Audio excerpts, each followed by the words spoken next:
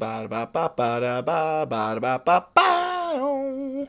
What is up, y'all? Philly Fly Show checking in, kicking in at Right Way Production Studios, and we are here to produce a quick little podcast here for you for UFC Fight Night. Manel Kape versus Albayev. Man. Almabayev. Jeez, his name is way too hard. So he's just going to be Asu for the rest of the time. But we're going to do a quick little recap of last week and quick little talk on last week because we had a weird ending. And I think some of you guys who don't understand the fight game to an extent of what other people do, not saying I know more than anybody else. I'm just saying I watch a lot of fights, so I got a lot of experience in it. I'm going to talk about the ending to Henry Cejudo Song Yadong quick and what I saw, and just really quickly. It's not even going to be that long. Henry looked better, but again, Henry is not a real bantamweight. We have to.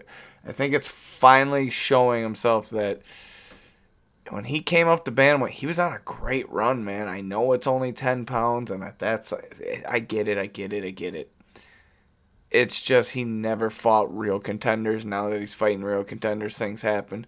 Granted, Song Yadong did kick him in the junk technically twice. The second one wasn't as bad. And then the eye poke. The eye poke was bad, and it was knuckle deep. So there is no dogging Henry on that part. The part I dog Henry in is in the beginning, after he got his eye poked, it seemed like he was just going to get back up in there and go. And then he sat down, like, with the 10-15 seconds left that he had. That was the part where I just seen that he quit. There is no ifs, ands, or buts around it. Even if he couldn't see, which I believe he could see, I just think it was a little blurry. I've seen other fighters do it. I've seen other fighters stick with it and fight and things not. It was just a bad look. But the whole point of this conversation is, one, Henry he pretty much quit in his head. After he was not even going to try to fight it out. He quit, and it's fine because he got an eye poke. But he quit thinking he was going to get either a no contest or a DQ. Herzog did the right thing and started the round in the fourth and ended the fight so that we didn't get the controversial actual ending. Yes, it's controversial. No, I don't want to see him run it back. And if I want to see Henry back even fighting, if he's like, I really only got one more run in me and he still wants to prove something, work your way up there, man. Either A, go back to flyweight. That's my real thinking and line of thinking. But I think he's too big now to just do the training and get down to flyweight. So bantamweight is like the only way for him to do it. And if he wants to, you know what? Work your way up, man. Start at 15 or start gatekeeping for a bit, because you're not going to beat these elite guys just coming back after your layoff. We've seen this. No matter, even if it's just a 2-year layoff, there's always rust. He can't get over the rust because he's fighting guys at an elite level, and it's just not fair. It is literally not fair to Henry. It's not fair to us fans. And it's not fair to people like Song Yadong. Now, people are going to say Song shouldn't move up a ranking system, shouldn't have a win under his belt over. It's just nothing work for Song. Is the one who gets hurt the most out of here, and it sucks. And it's just over. But Philly Fly Show went 8-12 last week. That's what we're here for, to make some money. Ian Kuptalaba's submission was amazing, too. Just going to shout that out there. If you haven't been watching Ian, someone got a hold of his brain, twisted it, and now he's fighting like a real MMA fighter, and that's scary because as he's doing it, he is learning things like submissions, knocking people out, gas tank, and striking when needed to. He just looks 10 times better. I'm watching him in the future and paying attention to his stuff. Also, Alonzo Minefield and Julius Walker was an amazing fight. Gene Silva is that guy, and he got a fight announcement already, which is insane. And Rob Font showed me that he's worked on grappling, and it's finally clicking. So we could see a re-emergence of people wanting to fight Rob Font. So that'll be fun in the future. But We're here for UFC Fight Night. Manel Kape versus Almabayev. Man, his name is a little just too hard for me to pronounce with my small speech impediment here. So, 11-leg fight card. We're going to jump right into it. Flyweight main event. We're going to start with the first fight of the night. Match leg number 11 is a flyweight male fight between Charles Johnson and Ramazan Tamiramov. Now, Tamiramov is a underdog at plus 110. Charles Johnson, negative 130. Something has clicked in Charles Johnson's training that's made him look just extremely special. I do not see him losing this fight here. I do see this fight only going to decision, though. I do not see a big victory here. I'm going to pick Charles Johnson, and not only... I do like the money line to stick with, but I'm also going to pick a decision to try to get the money up there. So 1 out of 5 on the confidence level, he gets that there. It's a kind of a new thing I'm trying, guys. I'm going to pick certain fights with this KO and decision thing, and just it's going to add a little spice to it. I do have a parlay at the end, too, for you guys. Match leg number 10 is a flyweight female fight between Andrea Lee and J.J. Aldridge. Andrea Lee is a plus 180 underdog. J.J. Aldridge, negative 220 favorite. Hey, man, JJ's got a really good MMA skill set. That's kind of how Andrea is, too. But her downfall is striking, whereas JJ Aldridge's power and striking that she's got is a little nice, but she just isn't she's not a known striker. Same thing with Andrea Lee. This might be a stand-up fight because both these girls can grapple. If not, I just feel like JJ's going to get a W here. Andrea Lee has gotten a couple good W's in the back end of her career right now, but I think she's on like a 5 or 4 fight lose streak right now.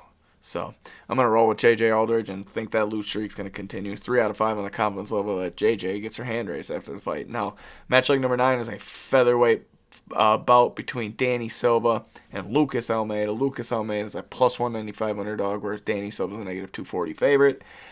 I didn't know too much about Lucas Almeida. He just doesn't stand out to me from watching UFC fights, whereas Danny Silva, he's got some good fights under his belt and got some good wins. So he's looked really, really good and looked like this prospect could be a contender in the featherweight division. So I'm going to go Danny Silva here with the W. 3 out of 5 on the confidence level. He gets his hand raised. Now, match leg number 8 is a catchweight bout between two bantamweights. They must just taking the fight on short notice and not be able to get down to the 135. I have a feeling it's at 140 if I'm not mistaken. It is Douglas Silva de Andrade versus John Castaneda. No, that first guy's name is not two people. It is one person's name. Douglas is a plus 265 underdog, whereas John Castaneda is a negative 350 favorite.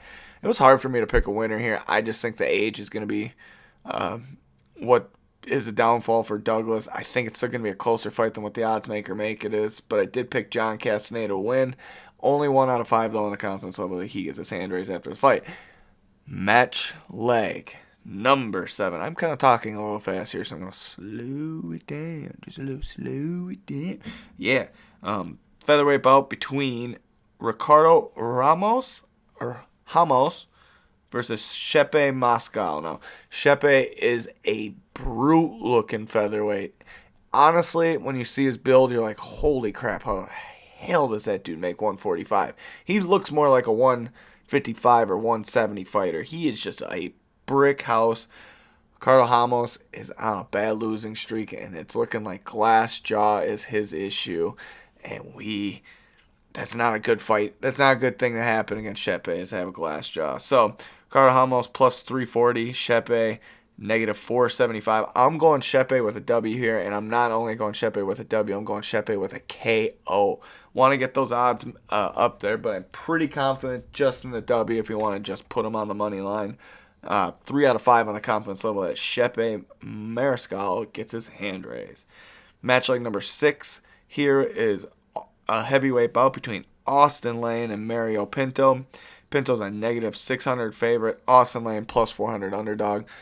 Austin Lane is if you ever want to get in MMA and want to just make it to the UFC, everyone has ambitions to be champion. I get it. But sometimes to go from playing National Football League and fighting in the UFC, If you told me that would be my career and had his exact career, sign me the bleep up, guys, because dude's making money and he gets to be on TV and he gets to fight. Yeah, he's been knocked out a couple times, but sometimes you're just that good. Like, you're good against most pros, but at this level of the UFC, you're just not at that level, and there's levels to the game.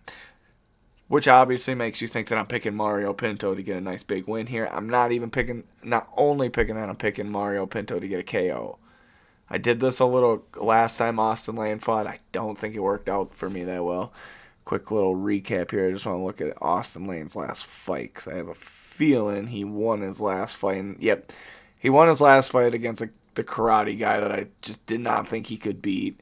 But he beat him because the karate guy cannot grapple. Whereas the guy he's fighting now, Pinto, actual MMA fighter, going to beat him down. It's going to be ugly. 3 out of 5 on the confidence that Mario just gets his hand raised, even if it's not a KO.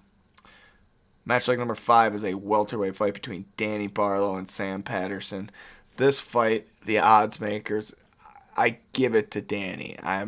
There's no doubt he's the better fighter and he's the favorite. But 3-1 dog, man, against Sam Patterson, that sucks. Sam's a good. He's only had one slip up in his UFC 3 fights. His first fight got knocked out. Who cares? He's looked amazing since.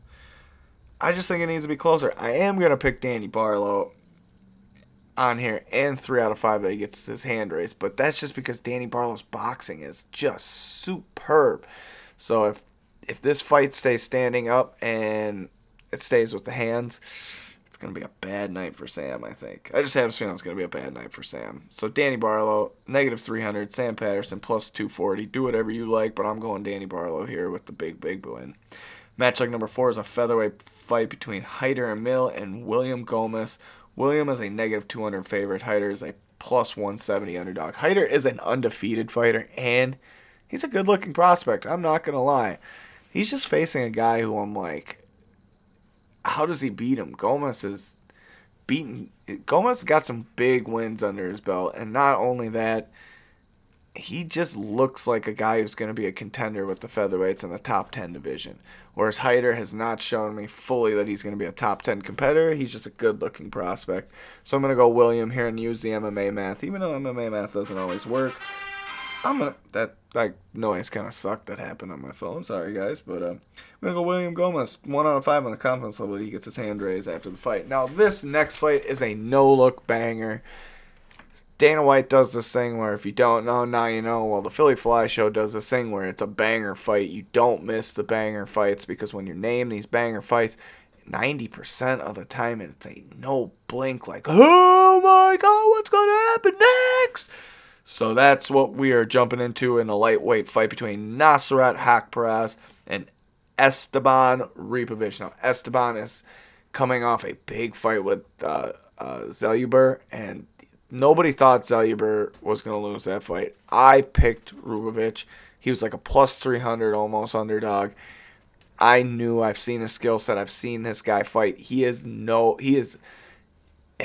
a great prospect. The problem with the lightweight division is the lightweight division could have a top 25 ranking, and even in that top 25, this guy might be number 25 there because it's so deep. So same thing with Haqparast. Haqparast has gotten in the ranking division, I'm pretty sure, but fell out of it with a bad loss. His one bad loss is against King Green. That's not a bad loss to Lusu, but at the time they called it a bad loss. Now it doesn't look so bad. But Haqparast is a +210 underdog. Esteban, -260 favorite. I'm going Esteban here, but I think this fight is a lot closer than what the odds maker make it as. So not only am I going Esteban, I'm going Esteban and the decision win over Nasrat Haqparast. If you want to go Haqparast, go for it. He's got a great skill set, but I just think Esteban's going to be way too much for the guy. Way too, oh my bleeping much. All right, co-main event of the evening is, I didn't even write this down on my sheet, so I got to look at middleweight fight here between Cody Brundage and the Cuban Missile Crisis, Julian Marquez. Why do I say that? Because I can't stand this guy, Julian Marquez. Every time I pick him to lose, he frickin' wins. Every time he frickin' wins, I pick him to lose. So, you know what? we're just going with who I think is the better fighter. Cody Brundage has fought some elite guys already. Almost beaten some elite guys. I think he's got the skill set to win. Whereas Julian Marquez's gas tank is not going to be there. I know Cody Brundage's is going to be there, so I'm going to go with the guy with the better gas tank. Plus 100 on Cody, negative 120 on Julian. Going Cody Brundage here with the underdog. Plus 100, take it or leave it. I'm only 1 out of 5, though, on the confidence level that Cody Brundage, gets his hand raised. All right, main event of the evening, boys and girls. It's a Manel Kape, negative 210 versus Asu Almabayev, plus 175. Asu on like a 17-fight win streak. When you get a Manel Kape, he has shown in recent fights that he's got great elite striking against strikers. He knows he can stand in there with any of them in the striking department. Thing he gets scared on that you can tell is anybody who grapples, because he doesn't want to overcommit in his strikes. That's where Asu's skill set, I think, is going to overpower Manel Kape. I think Asu, even taking this fight on the short fight notice, because we were supposed to have another fight, but I don't remember. Brandon Royval was supposed to be in here, but Brandon Royval got injured. I think Asu is that Brandon Royval type. Think he's got the skill set to do it. I think Manel Kape is going to be too scared to commit to striking, which means he's not going to have that advantage, which means Asu is going to be able to take him down, beat him down. Asu can strike, Asu can grapple, and he mixes those up well together. Take that plus 175 with Asu, and you will be super happy after the main event. 1 out of 5, though, on the confidence level that he gets his hand raised. All right, guys, so not only did I do that, I did the little extra added on top with the decisions and the KOs on there. But here is your 5-leg parlay. Now, on my sheet, I wrote it a little backwards, so I'm just going to say it straight out from match leg number 11 to the main event. So we'll start with match leg number 11 is on there. I'm going Charles Johnson. I'm only doing money line. I'm not doing the decision one on the parlay. It's only just a money line. But we're going to do that. And then the next one will be Danny Silva with a negative 240. Shepe Mariscal with a negative 475. Mario Pinto with his negative 600. All on money line. And last but not least, co-main event, I'm going to throw on Cody Brundage because I have such confidence that he's going to beat the Cuban Missile Crisis because that guy has no gas tank, and we're going to bet on the better guy with the better gas tank. All right, y'all. Next week is a big pay-per-view. Do not, and I repeat, do not want to miss the Philly Fly Show because we are going to bring you a fabulous show. I'm going to be shooting for that perfect score next week pretty high. This week, I have a prediction that it's going to be above 80% or above 75%. You know what? 75%. We're going to say we'll be above 75% and get those big wins. I'm even counting these decision and KOs as a little extra heat. So not only am I betting on one thing, I'm betting on the other on those. So see y'all next week. And the Philly Fly Show's checking out. Shout out to Right Way Production Studios for always making this happen. Peace out, y'all.